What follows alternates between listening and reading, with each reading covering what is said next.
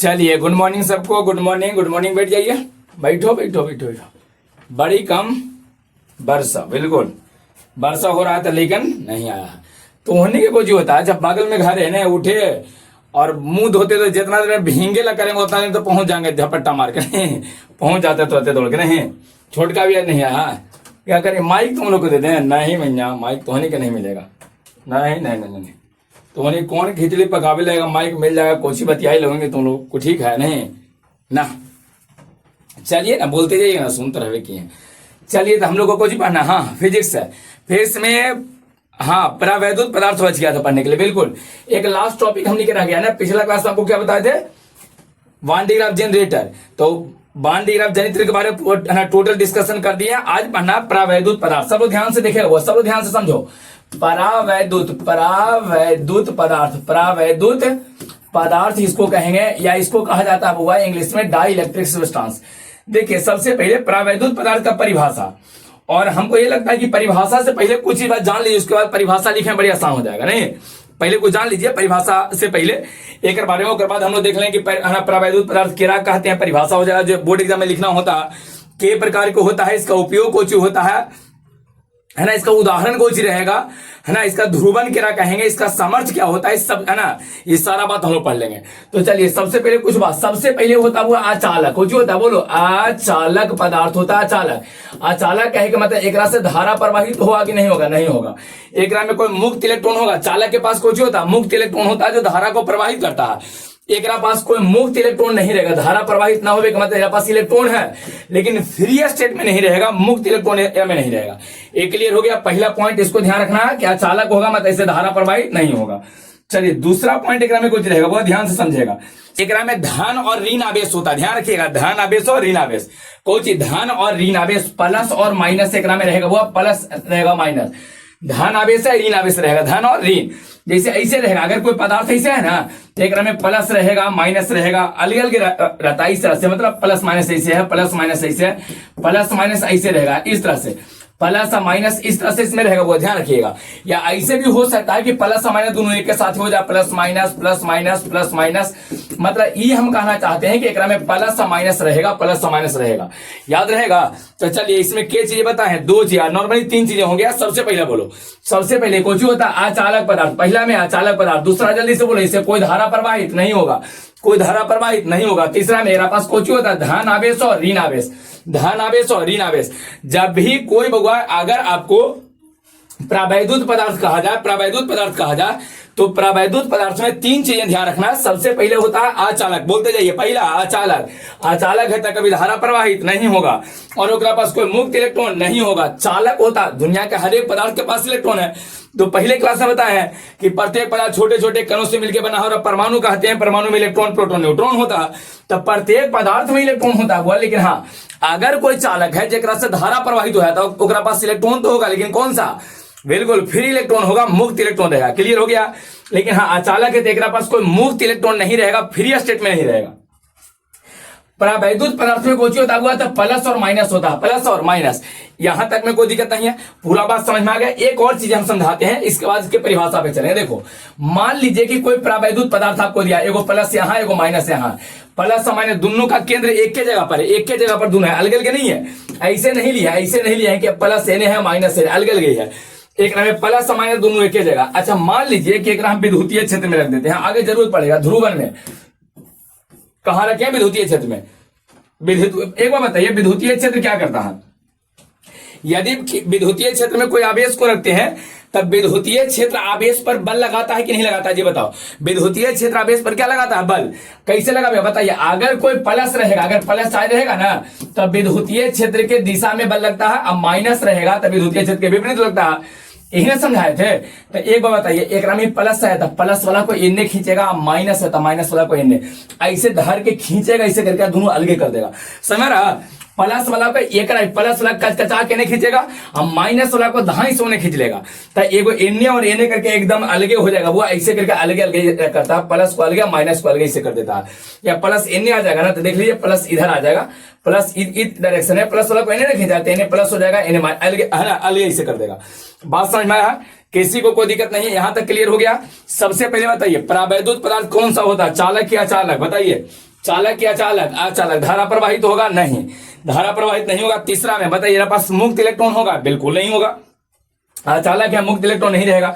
एक पास प्लस और कोची होता है वो माइनस, है ना, धन आवेश और कोची होता है ऋण आवेश, धन आवेश और ऋण, लेकिन धन आवेश और ऋण आवेश का केंद्र चाहे तो एक के साथ ही रहेगा, धन आवेश और ऋण आवेश का केंद्र एक के साथ ही रहेगा, और चाहे तो दोनों अलग अलग रहेगा, एक के साथ है चाहे अलग अलग, एक के साथ है चाहे अलग अलग, हम एक के साथ है अलग अलग है, दो टाइप का ही बन जाएगा, ध्रुवीय बनेगा अध्रुवीय बनेगा। आगे हम बताएंगे कैसे रहेगा। जाए अगर मान लीजिए कि आप बाहरी विद्युतीय क्षेत्र में रखते हैं तो प्लस वाला को विद्युतीय क्षेत्र नहीं खींचेगा, अब माइनस वाला को बताए थे ना कि किसी भी आवेश को विद्युतीय क्षेत्र में रखते हैं तब विद्युतीय क्षेत्र आवेशवा पर लगाता है बल, कुछ लगाता है बल। अब बल कैसे, अगर प्लस है तो आपने है ना जिधर विद्युतीय क्षेत्र उधर लगेगा बल, अब माइनस है तो विद्युतीय क्षेत्र के विपरीत लगता है। क्लियर हो गया।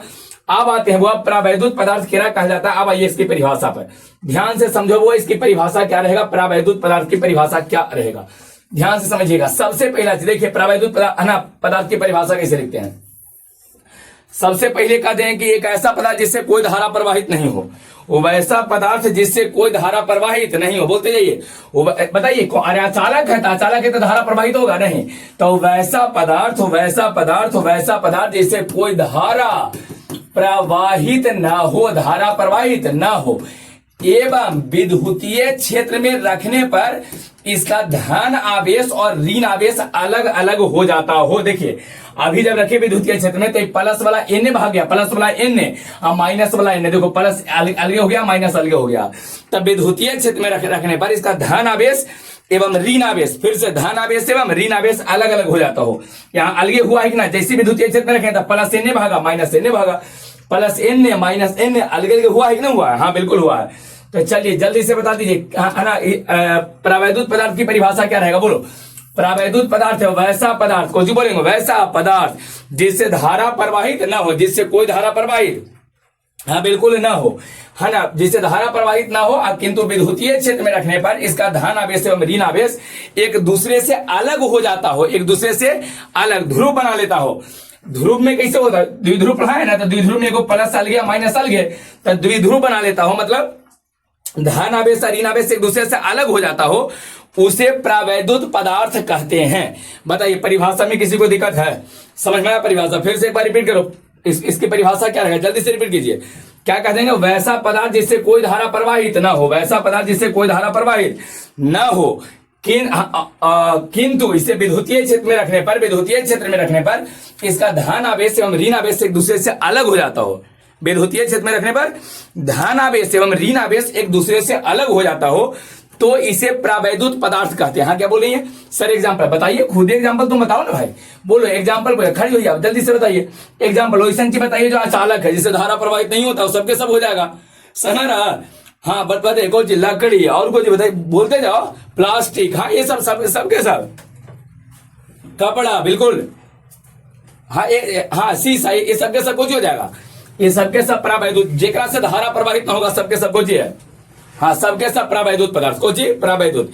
यहां तक में किसी को कोई दिक्कत है, चलिए तब बताइए, वैसा पदार्थ जिससे कोई धारा प्रवाहित ना हो, वैसा पदार्थ जिससे कोई धारा प्रवाहित ना हो, किंतु विद्युतीय क्षेत्र में रखने पर धन आवेश एवं ऋण आवेश का केंद्र अलग अलग हो जाता हो। धन आवेश एवं ऋण आवेश का केंद्र अलग अलग, धन आवेश और ऋण आवेश अलग अलग, केंद्र कहिए चाहे धन आवेश और ऋण आवेश एक दूसरे से अलग हो जाता हो, उसे परावैद्युत पदार्थ कहते हैं, है ना। लकड़ी और कोई कागज और प्लास्टिक के सब इसका एग्जाम्पल कर देंगे। देखिए परावैद्युत पदार्थ दो प्रकार के होता हुआ, के प्रकार के, दो प्रकार के, है ना।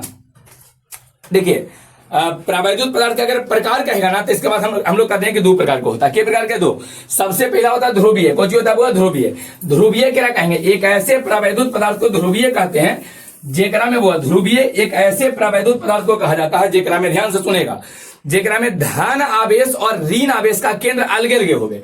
अभी बताए थे कि परावैद्युत पदार्थ ऐसे रहेगा, देखो ये प्लस हो गया, यहाँ माइनस हो गया, देखो यहाँ प्लस है, यहाँ अलग अलग है, देखो प्लस अलग माइनस अलग, प्लस और माइनस, धन आवेश और ऋण आवेश का जो केंद्रक होता है या केंद्र होता है ना, एक दूसरे से अलग रहेगा। मतलब प्लस वाला अलग, माइनस वाला अलग, अगर दोनों एक साथ रहेगा वो, अगर दोनों एक साथ है, प्लस यहाँ है माइनस यहाँ है, तो इसको द्विध्रुवीय कहते हैं। दो प्रकार का होता है, ध्रुवीय विध्रुवीय। बोलो कौन कौन, जल्दी जल्दी बोलते जाएगा। ध्रुवीय है ना, दूसरा होता है विध्रुवीय, कौन सी विध्रुवीय, याद रहेगा कौन कौन, ध्रुवीय और विध्रुवीय, कौन कौन रहेगा, ध्रुवीय होगा विध्रुवीय होगा, याद होगा। ध्रुवीय क्या कहा जाएगा, जल्दी से बताइए, ध्रुवीय क्या कहेंगे? वो वैसा प्रावैद्युत पदार्थ जिसका है ना, जिसके धन आवेश एवं ऋण आवेश का केंद्रक एक दूसरे से अलग हो, उसे ध्रुवीय कहते हैं। अरे ध्रुव मतलब क्या होता है बताइए? तुम खड़ी हो, वहां चश्मा वाली खड़ी हुई है, ध्रुव क्या बोले थे? हाँ ध्रुव, वही जो ध्रुव मतलब विद्युतीय द्विध्रुव, बिल्कुल। तो द्विध्रुवी हमने को तो चाहिए, ध्रुव कहिए चाहे विद्युतीय द्विध्रुव, बताइए कौन चीज? हाँ, दो को समान विपरीत प्राकृतिक आवेश एक दूसरे से अलगे रहे, तो आवेशवा अलगे रहता है, वो प्लस है वो माइनस अलगे रहता है ना, ध्रुव बनता है। तो एक बार बताइए, अगर इसमें ध्रुवीय है तब प्लस माइनस एक साथ रहेगा कि अलग अलग रहेगा? जी बताइए। ध्रुव पढ़ाए है ना, तब विद्युतीय जब द्विध्रुव पढ़ाए हैं, तो एक बार बताइए, ध्रुवीय वाला में जब ध्रुव बनना हो तब प्लस माइनस एक साथ के अलग अलग है, तब प्लस माइनस अलग है ना, अलग अलग, तब कह देंगे वो वैसा प्रावैद्युत पदार्थ हो, वैसा प्रावैद्युत पदार्थ जिसके धन आवेश एवं ऋण आवेश का केंद्रक एक दूसरे से अलग हो, उसे ध्रुवीय प्रावैद्युत पदार्थ कहते हैं, कह देंगे समझा। और बी ध्रुवीय में कोई चीज कह देंगे कि वो वैसा प्रावैद्युत पदार्थ जिसके धन आवेश एवं ऋण आवेश का केंद्र एक साथ हो, अलग अलग न रहे, एक साथ रहे, एक के साथ ही रहेगा, समझ में आया? जिसके धन आवेश और ऋण आवेश का केंद्र एक साथ हो, धन आवेश और ऋण आवेश का केंद्र एक साथ, अगर एक के साथ ही मिल जाता है ना, तो इसको हम लोग बोलते हैं बी ध्रुवीय। क्या करेंगे? एग्जाम बताते हैं, एग्जाम्पल बताते हैं, इंतजार करो ना, समझ में गया? पहले बताइए प्रावैद्युत पदार्थ के प्रकार के होता है, जी बताओ। दो प्रकार के, कौन कौन? ध्रुवीय और बी ध्रुवीय। ध्रुवीय मतलब ध्रुव बनेगा, मतलब प्लस माइनस का केंद्र अलग अलग। अरे प्लस माइनस अलग अलग चाहे होकर केंद्र अलग अलग, दोनों सेम ही वर्ड है, दोनों सेम वर्ड है बउआ। अब सीधे कह दो ना कि एक ऐसा प्रावैद्युत पदार्थ जिसमें धन आवेश ऋण आवेश अलग अलग हो, या धन आवेश ऋण आवेश का केंद्र अलग अलग हो, उसको हम लोग कुछ बोलेंगे ध्रुवीय। एक ऐसा प्रावैद्युत पदार्थ जेकरा में धन आवेश और ऋण आवेश का केंद्र एक साथ हो, एकदम एक के साथ दोनों रहना, दोनों में ज्यादा प्रेम है, अभी एक के साथ, ब्याह के ज्यादा दिन हुआ नहीं है ना, तो साथ ही साथ रहेगा। एक ब्याह के ज्यादा दिन हो गया नहीं, सारा करें जे, हाँ क्लियर है। अच्छा देखिए, ध्रुवीय वाला जो केमिस्ट्री में जो टूट जाता है ना, वो कुछ ही रहेगा, बोलो जो टूटेगा प्लस माइनस ध्रुवीय, बोलो। जैसे में HCl टूटता है, H plus Cl minus, H2O टूटता है, H प्लस OH माइनस, जो चीज टूटेगा ना, जो चीज टूटेगा हुआ, जो चीजें टूटेगा ना, उस सबके सब कुछ हो जाएगा, ध्रुवीय होगा। और जो नहीं टूटेगा, बताओ कहीं में कोई नाइट्रोजन को तोड़ा कि N प्लस ऐसे माइनस O2 के तोड़ा, नहीं तोड़ा है। CO2 कार्बन डाइऑक्साइड का भी टूटा है, जो नहीं टूटेगा उस सबके सब कुछ हो जाएगा, बोलो बी ध्रुवीय। बी ध्रुवीय, किसी को कोई दिक्कत यहां तक है?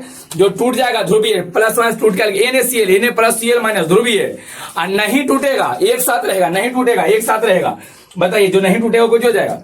यहां तक में किसी को कोई दिक्कत है तो बोलो, किसी को कोई परेशानी यहां तक है बुआ? किसी को कोई दिक्कत यहां तक में है? इसके बाद अब हमने एक टॉपिक पढ़ना है जिसका नाम देते हैं ध्रुवन, पोलराइजेशन। प्रावैद्युत पदार्थ के ध्रुवन से क्या समझते हैं, ध्रुवन क्या कहलाता है, ये पढ़ना है, समझ में ना? ध्रुवन अब हम लोग पढ़ेंगे, ध्रुवन। तो वो ध्रुवन क्या कहा जाएगा? प्रावैद्युत पदार्थ के ध्रुवन, ध्यान से समझना, प्रावैद्युत, हाँ प्रावैद्युत पदार्थ के कोची हुआ ध्रुवन, ध्रुवन। हाँ क्या बोल रही है बताइएगा? ओहो, कैसे आप बता कैसे दीजिएगा? अच्छा पीछे बताए हो किस हिसाब से, दिमाग लगे ले हैं, हाथ लगे ले हैं तो ठीक हो जाएगा, बोलो बताइए क्या हो जाएगा? लेकिन में से काको बताएगा? हाँ ध्रुवन, अच्छा कभी पढ़े हो? नहीं, तभी बता दीजिएगा, बोलिए। हाँ विद्युतीय क्षेत्र में रखेंगे तब प्लस माइनस अलग हो जाएगा, दम सही है। हाँ यही घटना को ध्रुवन कहते हैं, बिल्कुल एकदम सही बोले हैं।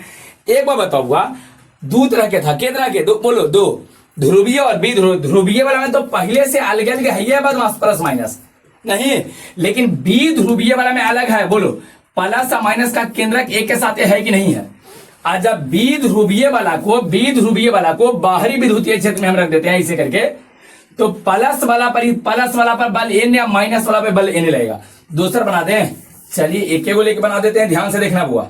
देखो अगर बी ध्रुवीय रहेगा तो ध्यान देना, बी ध्रुवीय वाला में प्लस माइनस पहले से अलग है, तो हम लोग जब भी देखेंगे हाँ बी ध्रुवीय। चलिए था बताइए, बी ध्रुवीय वाला का कुछ हो जाएगा, यहाँ ले लिए है प्लस, यहाँ ले लिए है कुछ माइनस। अब एक बार बताओ, जैसे ही एक हम विद्युतीय क्षेत्र में रखेंगे, अभी तो बता रहे थे, तो विद्युतीय क्षेत्र प्लस वाला पर बल कितने लगाएगा, बोलो प्लस वाला पर एन बल लगाएगा और माइनस वाला पर एन बल लगाएगा, ऐसे खींचेगा।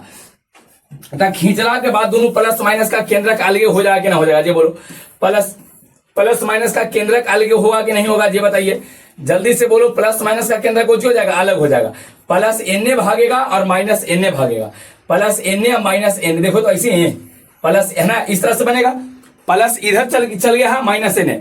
पहले बताइए प्लस और माइनस एक साथ का है कि कौन वाला पदार्थ लिए हैं, द्विध्रुवीय, कौन सी? द्विध्रुवीय, द्विध्रुवीय परावैद्युत पदार्थ है। अब द्विध्रुवीय परावैद्युत पदार्थ को जब विद्युतीय क्षेत्र में रखेंगे तो बताइए प्लस और माइनस का केंद्रक ओजे रहे कि अलग अलग हो जाएगा, अलग अलग हो जाएगा, अलग अलग। तो इसी अलग अलग हो जाने की घटना को परावैद्युत है ना, परावैद्युत पदार्थ के ध्रुवन कहते हैं। ध्रुवन मतलब कुछ होता है, ध्रुव बनना, प्लस माइनस अलग हो जाना, समझ रहा? ये तो नॉर्मल है, क्या पढ़ावे की जरूरत है? इसको तो अपने सब लोग बता दिए हैं। क्या कहा जाए, फिर से बोलो। कहते हैं कि यदि किसी द्विध्रुवीय परावैद्युत पदार्थ को, ध्यान से सुनो, यदि किसी द्विध्रुवीय परावैद्युत पदार्थ को किसी बाहरी विद्युतीय क्षेत्र में रख दिया जाए तो इसके धन एवं ऋण आवेश का केंद्रक एक दूसरे से अलग हो जाता है। कचकचा के कुछ हो जाएगा, अलग अलग, कचकचा के अलग हो जाएगा। और ये अलग होने की घटना को ही हम लोग कुछ कहते हैं, ध्रुवन, ध्रुवन कहेंगे। समझ? हाँ, अलग होने की घटना को कुछ बोलेंगे, ध्रुवन कहेंगे। क्लियर हो गया? थोड़ा सा ठीक से बैठिए, सब भींगा दोगे, वर्षा में भींग के आया। हाँ चलिए तो बताइए, छोटका भींगते भींगते चला है नहीं? अरे छाता रखा करो ना बदमाश, छत पर से समझेगा, लगता है हम लोग को हवा चले उड़ जाएगा छत पर सही थे। बताइए फिर से, परावैद्युत पदार्थ के ध्रुवन क्या कहेंगे? यदि किसी द्विध्रुवीय परावैद्युत पदार्थ को बाहरी विद्युतीय क्षेत्र में रख दिया जाए, बाहरी विद्युतीय क्षेत्र में रख दिया जाए, कहाँ रखेंगे? बाहरी विद्युतीय क्षेत्र में। तो बाहरी विद्युतीय क्षेत्र में रख दिया जाए तो इसके धन एवं ऋण आवेश का जो केंद्रक रहेगा, धन आवेश एवं ऋण आवेश का केंद्रक एक दूसरे से अलग हो जाता है, एक दूसरे से अलग हो जाता है। इस अलग होने की प्रक्रिया को ही हम लोग बोलते हैं परावैद्युत पदार्थ का ध्रुवन। ध्रुव मतलब कुछ होता है, प्लस माइनस अलग रहेगा तो उसको ध्रुव कहते हैं। पहले से अलग नहीं था, अब अलग हो गया तो ध्रुवन हो गया। किसी को कोई दिक्कत है? समझ में गया? चलिए कुछ पूछेंगे तो बताइएगा, तो बोलते जब हुआ। सबसे पहला बात, परावैद्युत पदार्थ क्या हुआ? चालक हुआ कि अचालक होगा? अचालक। बताइए कुछ होगा अचालक, कहीं बताया ना? परावैद्युत पदार्थ कुछ होता है अचालक, उससे धारा प्रवाहित होगा बुआ? नहीं, धारा नहीं, ओकरा में मुक्त इलेक्ट्रॉन होगा? नहीं होगा। क्लियर है? चलिए एक बात बताइए, परावैद्युत पदार्थ में होता कुछ है, धन आवेश और ऋण आवेश, धन आवेश और ऋण आवेश। अच्छा, परावैद्युत पदार्थ की परिभाषा क्या है जी बताइए? अच्छा, हम विद्युतीय क्षेत्र में रखें तो अलग अलग होगा, बिल्कुल। परावैद्युत पदार्थ की परिभाषा बोलो। कहते हैं कि वैसा पदार्थ जिससे कोई धारा प्रवाहित न हो किंतु बाहरी विद्युतीय क्षेत्र में रखने पर उसका प्लस या माइनस जो है, प्लस या माइनस वाला भाग एक दूसरे से अलग हो जाता है, उसे हम लोग परावैद्युत पदार्थ कहते हैं। दो प्रकार के होता है, ध्रुवीय और विध्रुवीय। ध्रुवीय क्या कहेंगे बोलो? वो वैसा परावैद्युत पदार्थ जिसमें धन आवेश एवं ऋण आवेश का केंद्रक एक दूसरे से अलग होता, ध्रुवीय। और धन आवेश एवं ऋण आवेश का केंद्रक एक साथ हो, कौन कह देंगे? विध्रुवीय। समझा गया? ध्रुवन क्या कहा जाएगा बोलो जल्दी से? ध्रुवन क्या कहेंगे? ध्रुवन क्या कहेंगे? ध्रुवन क्या कहेंगे? परावैद्युत पदार्थ के ध्रुवन। बताइए, यदि किसी विध्रुवीय, अरे ध्रुवीय वाला तो पहले साल के लिए ही है, यदि किसी विध्रुवीय परावैद्युत पदार्थ को, विध्रुवीय परावैद्युत पदार्थ को बाहरी विद्युतीय क्षेत्र में रख दिया जाए तो उसके धन एवं ऋण आवेश का केंद्रक एक दूसरे से अलग हो जाता है, जिस घटना को परावैद्युत पदार्थ का ध्रुवन कहते हैं। यहां तक में दिक्कत है? समझ में आ गया सबको? क्लियर हो गया? चलिए एक और टॉपिक हमने रह गया होगा कि इसका सामर्थ्य क्या होता है, परावैद्युत पदार्थ के सामर्थ्य। परावैद्युत पदार्थ के कुछ होगा सामर्थ्य क्या कहते हैं? सामर्थ्य, सामर्थ्य क्या कहा जाए? क्वेश्चन कुछ रहेगा हुआ परावैद्युत है ना, सामर्थ्य कहा जाता है परावैद्युत सामर्थ्य।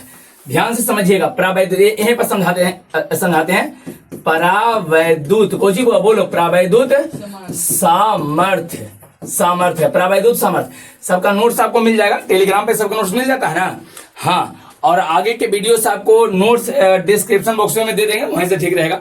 ऐसे टेलीग्राम पे अभी ऐड रहिए सब लोग, इन्फॉर्मेशन वहीं पे मिल जाएगा।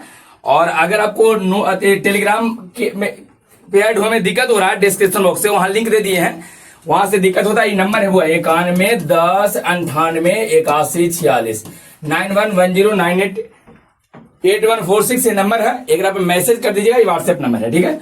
चलिए आ जाते हैं वो परावैद्युत सामर्थ्य। एक बात बताना सब लोग एक बात बताइएगा। हाँ, सामर्थ्य आप लोग बताइए, कोई सामर्थ्य नहीं बता पाइएगा? समझिए सामर्थ्य क्या होता है। देखो, सामर्थ्य मतलब ताकत, कौन सी ताकत, कितना ताकत तुम्हारे पास है। मतलब कि एक बात बताइए, जब हम द्विध्रुवीय वाला को रखे थे कहां बोलो? द्विध्रुवीय वाला को कहां रखे थे? विद्युतीय क्षेत्र में। कहां रखे थे? विद्युतीय क्षेत्र में। ध्यान से समझना, द्विध्रुवीय वाला को हम विद्युतीय क्षेत्र में रख दिए, या विद्युतीय क्षेत्र है इधर, ठीक है। ई डायरेक्शन में कुछ विद्युतीय क्षेत्र इधर है, इधर ई दिशा में इसे विद्युतीय क्षेत्र बोला है। यहाँ प्लस है, यहाँ कुछ है माइनस। तो एक बार बताओ, विद्युतीय क्षेत्र एकरा पर एने बल लगाया, एकरा पर एने खींचेगा, एने खींचेगा। बताओ कितना कितना बल से खींचता है? बल होता है Q इंटू ई। बल कितना? Q इंटू, इधरों बल लगेगा Q इंटू ई। समझ रहा? ऐसे करके खींचेगा, तो खींचेगा तो दोनों अलगे होगा। अच्छा एक बार बताइए, अगर बल कम लगेगा, ऐसे करके खींच रहा, बल कम लगेगा तो टूटेगा? अरे दोनों अलगे होगा? नहीं अलगे होगा। कब? जब बल कम लगावेगा तब बल कम लगावेगा। एकरा बताइए, एकरा में वो हम ऐसे करके खींचा, कम बल लगावे तो टूटेगा? अलगे होगा? अलगे नहीं होगा। पेन में खोप ही होता, पेन में आप जो पेन रख रहे हैं खोप लगल रहता है, इसे कैपा हो आ कम बल से एकदम गति से खींचाएगा, एकदम कच कच आगे कस के खींच दीजिए, खींचा जाएगा। तो वही बात एकरा में कह रहे हैं, अगर बउआ विद्युतीय क्षेत्र के मान कम तब बल भी कम रहेगा, बल कम लगेगा, बल यहाँ भी कम लगेगा तो खींचाएगा नहीं। अब विद्युतीय क्षेत्र के मान बढ़ाओ, ध्यान दो, विद्युतीय क्षेत्र के मान बढ़ाते हैं, ध्यान से समझना। विद्युतीय क्षेत्र के मान बढ़ाइए, तो जैसे ही विद्युतीय क्षेत्र के मान बढ़ावेंगे तब बल दोनों पट्टी को जो होगा बढ़ेगा। ए बराबर जो बल होता है Q इंटू ई होता है, तो ई के मान बढ़ावेंगे तो बल को जो होगा बढ़ेगा, बल बढ़ेगा। तो एक बार बताइए, जितने मजबूत विद्युतीय क्षेत्र रहेगा ना, ज्यादा बल उतना ही ज्यादा लगेगा, बल उतना ही। तो बताइए, अगर बउआ हम विद्युतीय क्षेत्र के मान बढ़ावेंगे तो बल बढ़ेगा, तो बल बढ़ेगा तरह और कस के खींचेगा, बल और बढ़ाइए। अभी मान लो कि यहाँ पर बल लगा है 20, है ना, विद्युतीय क्षेत्र दिए हैं 20, विद्युतीय क्षेत्र कितना दिए हैं? तो देख रहे हैं कि नहीं टूट रहा। आप थोड़ा सा बढ़ा के 40 कर दिए, फिर भी देखे कि नहीं टूट रहा। आप बढ़ा के 60 कर दिए, फिर भी नहीं टूट रहा। हमनी के जानकारी अब हो गया है कि अगर 100 कर देंगे ना बुआ, तो उस समय एकदम टूटेगा नहीं, टूटे को हो जाएगा, टूटे को एकदम। अगर 100 से तन में ज्यादा करेंगे तो 2.5 से अलग, 2.5 से अलग। अगर 100 कर देंगे ना बुआ, 100, बताइए 100 पर तक नहीं टूटेगा, 100 पर तक नहीं टूटेगा। 100 अगर विद्युतीय क्षेत्र के मान हम 100 कर देते हैं, विद्युतीय क्षेत्र के वैल्यू 100 कर देते हैं, तब ही नहीं टूटेगा। लेकिन 100 से तनी मनी बढ़ावेंगे ना, बोलो टूट जाएगा, कुछ हो जाएगा। थोड़ा सा भी 100 से बढ़ावें तो टूट जाएगा, समझ रहा? तो बताइए विद्युतीय क्षेत्र के अधिक से अधिक कितना मान देना ताकि ना टूटे? बोलो अधिक से अधिक कितना मान? 100 से ज्यादा, अगर 101 किया, 102 किया तो फिर इसका टूट जाएगा। तो बताओ विद्युतीय क्षेत्र के सबसे अधिकतम मान जेकरा पर ही टूट के अलगे न हो, बताइए प्लस माइनस का केंद्रक अलग ना हो, कितना? ये अधिकतम मान है कि न्यूनतम मान है? जी पहले बताओ, ये 100 अधिकतम मान है कि न्यूनतम? हाँ बताइए क्या है? अधिकतम। 100 अधिकतम मान है कि न्यूनतम, जेकरा पर ना टूटे। अच्छा आप कहिए कि सर 20 पे नहीं टूटेगा, 40 पे भी नहीं टूटेगा, 60 पर भी नहीं टूटेगा, और 100 पर भी नहीं टूटे, 101 पर टूट जाएगा। तक अधिकतम मान बताओ जेकरा पर ना टूटे, सबसे ज्यादा वैल्यू बताना है जेकरा पर ना टूटे। बोलो 100, 100 अधिकतम मान है, एकरा से और ज्यादा मान होना संभव नहीं है, एकरा से और ज्यादा मान होना संभव नहीं है। 100 सबसे अधिकतम मान है जेकरा पर ये देख रहे ना, द्विध्रुवीय प्रावैद्युत पदार्थ का भंजन नहीं हो। भंजन मतलब टूटना, भंजन इसमें वर्ड यूज किया हुआ, भंजन, भंजन, भंजन मतलब टूटना, इसका भंजन नहीं होता। बताइए विद्युतीय क्षेत्र का अधिक से अधिक कितना मान है? बोलो 100, अधिक से अधिक बताइए कितना पर? एक बार बताओ, ध्यान से समझना हुआ, ये अधिकतम वैल्यू कैसे समझाते हैं? 10 पर टूटेगा? नहीं टूटेगा। 12 पर टूटेगा? नहीं। 30 पर टूटेगा? नहीं। 40 पे बताइए, और एक से ज्यादा मान जा सकता है। 100 पर टूटेगा? नहीं। 101 पर टूटेगा? हाँ। तब बताओ ये तो टूट गया था। अधिकतम कितना मान है जेकरा पर ना टूटा? अधिकतम 100। तो विद्युतीय क्षेत्र का वह अधिक से अधिक मान, वह अधिक से जिस पर द्विध्रुवीय प्रावैद्युत पदार्थ का भंजन न हो, द्विध्रुवीय प्रावैद्युत पदार्थ टूटबे न करे। अधिक से अधिक कितना मान देना? जैसे जैसे विद्युतीय क्षेत्र के मान बढ़ावेंगे, जैसे जैसे विद्युतीय क्षेत्र के मान को करेंगे, जैसे जैसे होगा यहाँ विद्युतीय क्षेत्र है, प्लस है माइनस इस तरह से है, ये ना कौन सा? द्विध्रुवीय, कौन सी है? द्विध्रुवीय। कौन बड़ा? बोलो द्विध्रुवीय। अब एक बार बताओ, एकरा पर बल एन है, एकरा पर बल एन है, बल कितना लगता है? ये बराबर Q इंटू ई के मान बढ़ावेंगे तो बल भी कुछ होगा, बढ़ेगा, खींच के इसको कुछ कर देगा।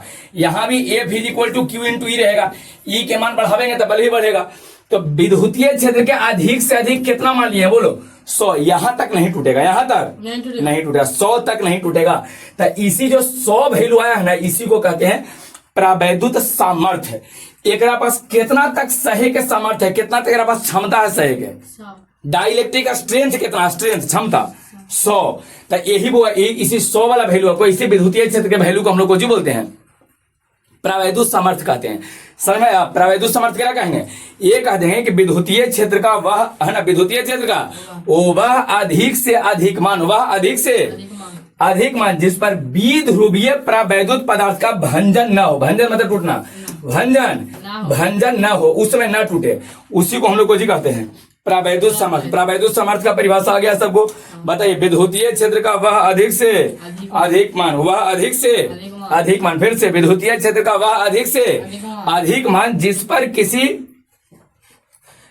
किसी द्विध्रुवीय प्रावैद्युत पदार्थ का भंजन न हो, अलग न टूटे, उसे प्रावैद्युत सामर्थ्य कहते हैं। एक बात बताइए, प्रावैद्युत सामर्थ्य का ऐसा मात्रक को बता दो, बताओ हुआ। हाँ बताइए, न्यूटन प्रति कूलम या वोल्ट प्रति मीटर। बिल्कुल सही है। कहा है? काहे कि विद्युतीय क्षेत्र है, और विद्युतीय क्षेत्र का ऐसा मात्रक को जी पहले चैप्टर में बताया, विद्युतीय क्षेत्र का ऐसा मात्रक, जल्दी से बोलो, न्यूटन प्रति कूलम चाहे वोल्ट प्रति मीटर, यही ना? तो इसका ऐसा मात्रक को जो है न्यूटन प्रति कूलम या वोल्ट प्रति मीटर। आप लोग को क्वेश्चन एक बार पूछा, ये तो प्रावैद्युत सामर्थ्य क्वेश्चन देवे करता है, कई बार दिया है, लेकिन हाँ वायु का प्रावैद्युत सामर्थ्य सबका पूछता है, तो हम बताते हैं कैसे कैसे उसको याद करना। 2-3 को याद कर लेना, 3 को 4 को हमने के सिलेबस में बस और खाली याद कर जाना है। ये इतना समझ में आ गया? हाँ, पूरा का पूरा बात क्लियर हो गया? बताइए परिभाषा फिर से बताओ, एक बार फिर से परिभाषा बोलो, फिर से एक बार परिभाषा बताइए। क्या क्या विद्युतीय क्षेत्र का वह अधिक से अधिक मान जिस पर द्विध्रुवीय प्रावैद्युत पदार्थ का भंजन न हो, उसे हम लोग को जी कहेंगे प्रावैद्युत सामर्थ्य। प्रावैद्युत सामर्थ्य क्लियर हो गया? के प्रकार को होता है? अगर प्रावैद्युत पदार्थ कहा जाता है के प्रकार को होता है? 2। कौन कौन? ध्रुवीय और अध्रुवीय, द्विध्रुवीय, हाँ ध्रुवीय और द्विध्रुवीय। द्विध्रुवीय वाला में प्लस माइनस एक के साथ रहेगा और ध्रुवीय वाला में अलग अलग रहेगा। हाँ, क्या करें, इसका उपयोग कहाँ कहाँ करेंगे ना? अच्छा, पहले प्रावैद्युत सामर्थ्य अच्छा समझा ले दीजिए ना। देखिए, कुछ चीजों का प्रावैद्युत सामर्थ्य आपको याद रखना होता है, कुछ चीज ऐसा है ना जिसका प्रावैद्युत सामर्थ्य आपको ध्यान रखना है, याद रखना है। लिखा हुआ है बुआ, देख लीजिए। सबसे पहले याद करो सबके सबसे पहले माध्यम लिखे, कोची लिखे माध्यम। माध्यम में कोची हमने को पढ़ना, 4 को पढ़ना। निर्वात है, हवा है, जल है, ग्लिसरीन। याद करो। हाँ, निर्वात, हवा, जल, ग्लिसरीन। याद करो। हाँ, क्या करेंगे? ग्लिसरीन क्या होता है? केमिस्ट्री में बतावे, ग्लिसरीन, ग्लिसरॉल सब वहां पर पढ़ा देंगे, ठीक है? अभी बताइए जल्दी जल्दी याद करते हो। निर्वात, हवा, जल और कोची ग्लिसरीन। यहाँ लिखे प्रावैद्युत नियतांक। याद है? अपेक्षिक प्रावैद्युतांक सबको पढ़ाए थे, एप्सिलॉन आर। प्रावैद्युत नियतांक यही होता है, वो अपेक्षिक प्रावैद्युतांक एप्सिलॉन आर है। बताइए, हवा या निर्वात के लिए कितना वैल्यू था? याद है? 1। हवा या निर्वात के लिए 1। जल के लिए कितना बताया था? 80। याद है? जल के लिए 80। धातु के लिए याद है ना? और ग्लिसरीन के लिए वैल्यू होता हुआ 42.5। 42.5। प्रावैद्युत नियतांक अगर कहेगा, नियतांक मतलब एप्सिलॉन आर। एप्सिलॉन आर पढ़ावल है। हाँ, वही क्या अपेक्षिक प्रावैद्युतांक या अपेक्षिक विद्युतशीलता है ना? बताइए, हवा के लिए चाहे निर्वात के लिए 1 था, जल के लिए 80 होता है, ग्लिसरीन के लिए याद रखना 42.5। याद रहेगा? अब आते हैं इधर प्रावैद्युत सामर्थ्य जो अभी पढ़ाए हैं। तो एक बात ध्यान रखिएगा बुआ, अगर आपसे कहा जाए निर्वात के लिए तो अनंत याद रखना। निर्वात के लिए अनंत। निर्वात के लिए कितना बुआ? अनंत। निर्वात के लिए अनंत। और हवा के लिए 3 × 10⁶ वोल्ट प्रति मीटर। न्यूटन प्रति कूलम चाहे वोल्ट प्रति मीटर, तो 3 × 10⁶ वोल्ट प्रति मीटर होता है। ध्यान रखिएगा, 3 × 10⁶ 3 × 10⁶ ये यही वाला क्वेश्चन बार बार रिपीट करता है कि बताइए हवा के लिए प्रावैद्युत सामर्थ्य का वैल्यू कितना होता है? 3 × 10⁶ 3 × 10⁶ इन्होंने से पूछे तो बता दीजिएगा। बताइए, हवा या निर्वात के लिए प्रावैद्युत स्थिरांक कितना होता है? नियतांक कितना है? एप्सिलॉन आर का वैल्यू 1। जल के लिए 80। ग्लिसरॉल के लिए एक ग्लिसरीन के लिए 42.5। अच्छा, बताइए प्रावैद्युत सामर्थ्य पूछेगा अगर है डाइलेक्ट्रिक स्ट्रेंथ जो अभी पढ़ाए थे सामर्थ्य कि विद्युतीय क्षेत्र का वह अधिक से अधिक मान जिस पर द्विध्रुवीय प्रावैद्युत पदार्थ का भंजन ना हो, टूटे ना, अलगे ना होवे। तो बताइए पूछा जाए कि वो प्रावैद्युत पदार्थ निर्वात के लिए अनंत होता है और हवा के लिए कितना होता है? 3 × 10⁶ वोल्ट प्रति मीटर। हाँ, क्या करिए, ये दोनों है ना डिफाइन नहीं है बुआ, तो इसको छोड़ दीजिए, है ना? ये डिफाइन नहीं है। समझ में आ गया है? किसी को यहां तक में कोई दिक्कत नहीं है? अब एक क्वेश्चन आ गया कि सर प्रावैद्युत पदार्थ का उपयोग कहां कहां करते हैं? देखो, प्रावैद्युत पदार्थ का उपयोग कहां कहां करेंगे, ध्यान से समझिएगा। सबसे पहले संधारित्र में हुआ, संधारित्र में ऊर्जा को बढ़ाने के लिए, बढ़ाने के लिए ध्यान रखिएगा, ऊर्जा को बढ़ाने के लिए, संधारित्र में ऊर्जा को बढ़ाने के लिए। अगर संधारित्र ऐसे है ना, संधारित्र ऐसे है और मान लीजिए अभी ऊर्जा 20 जूल संचित करता है, जैसे ही में प्रावैद्युत पदार्थ को डाल दीजिएगा ना माध्यम को, ऊर्जा बढ़ जाएगा, ऊर्जा को जो होगा बढ़ेगा। और दूसरा इसकी धारिता भी बढ़ाता हुआ, धारिता को भी कोची करेगा, बढ़ावेगा।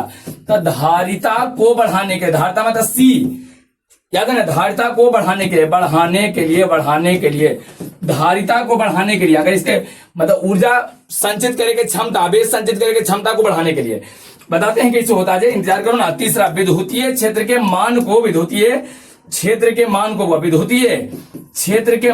को घटाने के लिए, आप कहेंगे सही सब होगा कैसे, बता दीजिए। एक बात देखो, वो कैसे कैसे बढ़ेगा, कैसे कैसे घटेगा, ध्यान से सुनना। सबसे पहले संधारित्र की धारिता, कोई क्या बोल दो ना, समांतर प्लेट बोल सकते हैं, गोलाकार, बेलनाकार में धारिता बढ़ाए थे, वो छूट का गया। अच्छा हो जाएगा, एक ने बढ़ा देते हैं, क्या दिक्कत है। बेलनाकार चाहे अलग से एक वीडियो और अपलोड कर लें, क्या दिक्कत है उसमें, क्या देख लेंगे हम लोग। अच्छा बताइए, संधारित्र के धारिता बराबर कोई फॉर्मूला बताइए, कौन सा। Epsilon not a divided by D, बिल्कुल सही है, epsilon not a divided by D. अगर माध्यम रख देंगे तो यहां पर चल जाएगा एप्सिलॉन आर। तो बताओ, अगर यहाँ एप्सिलॉन आर आ जाएगा एप्सिलॉन नॉट के साथ, तो एक वैल्यू ऊपर गुना हुआ तो वैल्यू बढ़वे ना करेगा। तो धारिता बढ़ा के नहीं बढ़ा, ये बताओ, धारिता बढ़ा। अगर प्रावैद्युत पदार्थ हम लोग डाल देते हैं, प्लेट के बीच प्रावैद्युत पदार्थ अगर डाल दीजिएगा, तो बताइए एप्सिलॉन आर का वैल्यू हमेशा एप्सिलॉन नॉट के साथ ही आएगा। तो हमेशा गुना में आ रहा था, गुना में आ रहा है, इसका मतलब उसका वैल्यू कुछ करेगा, बढ़ा देगा। ये बात क्लियर है। एक से ज्यादा वैल्यू का रहता है तो इसका वैल्यू हमेशा बढ़ा देता है, तो धारिता बढ़ाता है। और धारिता बढ़ावेगा तो ऊर्जा भी बढ़ेगा, काहे ऊर्जा होता है हाफ से भी स्क्वायर, याद है। और धारिता अगर बढ़ेगा, धारिता बढ़ेगा तो एनर्जी भी कुछ होगा, बढ़ेगा। विद्युतीय क्षेत्र के मान कैसे घटता है ये बताइए। देखिए, विद्युतीय क्षेत्र के मान होगा ई बराबर बताए थे Q divided by epsilon not into A, ये बताए थे दोनों प्लेटों के बीच। अब एप्सिलॉन नॉट नीचे है, मतलब एप्सिलॉन आर भी नीचे आएगा, तभी भागा में आया है कि गुना में आया है, बटा में भी आया है नीचे, तो भागा में आया है, तो भागा में आया है, इसका मतलब उसका वैल्यू कुछ करेगा, घटा देगा। तब विद्युतीय क्षेत्र के मान को घटाता है। तो बताइए, प्रावैद्युत पदार्थ के के गो उपयोग हुआ, तीन गो, जल्दी से बोलते जाओ, के गो, तीन। सबसे पहला बोलो, संधारित्र में ऊर्जा को कुछ करेगा, बढ़ावेगा, ऊर्जा के मान को बढ़ा देगा, एनर्जी बढ़ेगा, धारिता बढ़ेगा, और उसके विद्युतीय क्षेत्र को भी विद्युतीय क्षेत्र को बढ़ावेगा, घटावेगा। अरे एक Q divided by epsilon not into A है, तो घटावेगा, ऑब्वियसली, किसी को कोई दिक्कत नहीं है। पूरा बात समझ में आ गया। प्रावैद्युत पदार्थ हो गया है कोची खत्म, प्रावैद्युत पदार्थ कोची खत्म, किसी को कोई दिक्कत। तो ये खत्म हो गया पहला चैप्टर। कौन सा चैप्टर था? इलेक्ट्रोस्टैटिक्स, वैद्युत स्थैतिकी जो था वो, वैद्युत बोलो, वैद्युत स्थैतिकी। ये पूरा इलेक्ट्रोस्टैटिक्स जो चैप्टर है ना, ये पूरा का पूरा एंड हो गया, खत्म हो गया।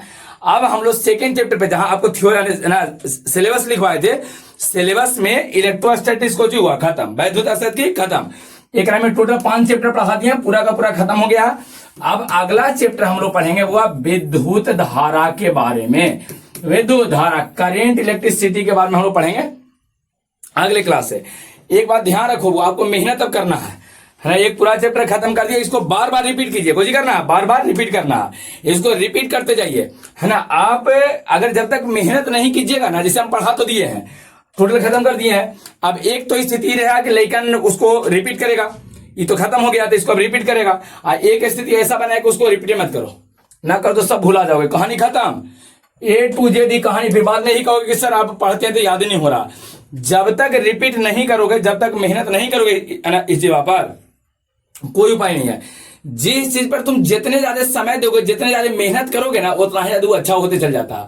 ये ध्यान रखना बुआ, इस दुनिया में कोई भी व्यक्ति आपको अमीर नहीं बना सकता है, कोई भी व्यक्ति आपको शिक्षित नहीं बना सकता है, कोई भी व्यक्ति आपको एक आदर्श व्यक्ति नहीं बना सकता है।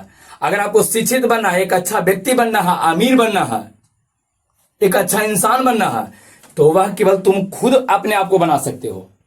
हाँ, लोग केवल आपको गाइडलाइंस दे सकता है कि हाँ इस तरह से काम करो, है ना।